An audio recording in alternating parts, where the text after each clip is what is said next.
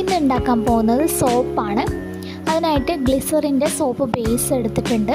അത് നമുക്കിനി double boiling ചെയ്യാം.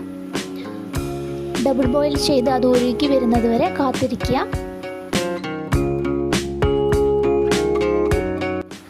കസ്തൂരി മഞ്ഞളും അതുപോലെ മുൾട്ടാണിയും യൂസ് ചെയ്തിട്ടാണ് സോപ്പ് ഉണ്ടാക്കുന്നത്. അപ്പോൾ അത് കഷായ രൂപത്തിൽ നമുക്ക് പ്രിപ്പയർ ചെയ്യണം. ആ കഷായ രൂപത്തിൽ പ്രിപ്പയർ ചെയ്തതിന് ശേഷം നമ്മൾ ഉരുകിയ സോപ്പ് ബേസ് നമ്മളൊരു പാത്രത്തിലേക്ക് ഒഴിക്കുന്നു.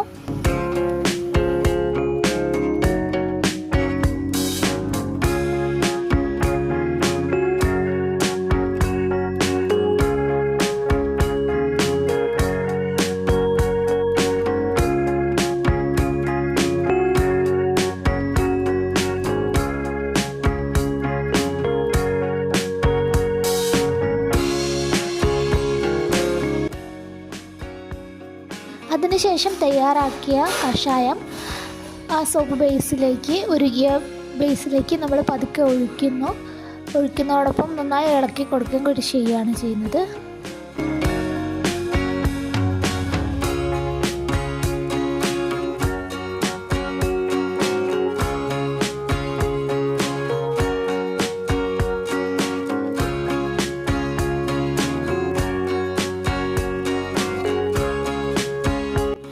പെട്ടെന്ന് തന്നെ നമുക്കത് സോപ്പ് മോൾഡിലേക്ക് ഒഴിക്കാവുന്നതാണ്. പെട്ടെന്ന് തന്നെ ഒഴിച്ചില്ലെങ്കിലും അത് കട്ടിയാവാൻ സാധ്യതയുണ്ട്. അതുകൊണ്ട് പെട്ടെന്ന് തന്നെ മോൾഡിലേക്ക് ഒഴിക്കാം.